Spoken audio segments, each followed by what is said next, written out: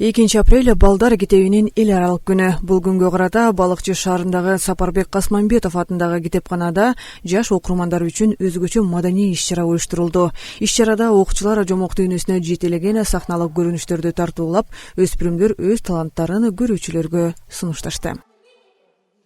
Бул 2 апрель балдар китеп күнү эмне үчүн белгиленип калгандыгы, бул даниялык жазуучубуз Хан Кристиан Андерсендин туулган күнүнө карата белгиленип калган. Чыгармалары 150 тилге которулган.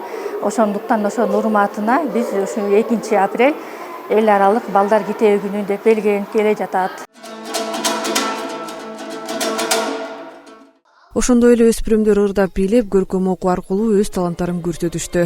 Китепкананын мындай демилгеси балдардын китепке болгон кызыгуусун арттырып, руханий дүйнөсүн байытууга өбөлгө түздү.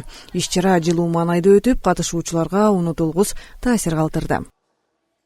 Биз бүгүн окуучуларыбыз менен келип катыштык. Балдар үчүн көп адабий окуу китептер, ошондой эле ата-энелер үчүн дагы тарбиялык маанидеги көп китептер бар экен. Бул китепкана менен биз байма-бай байланышта болуп турабыз. Буга чейин ачылышында да келгенбиз. Ата-энелер дагы, балдар дагы китепкана менен тыгыз байланышта болуп турат.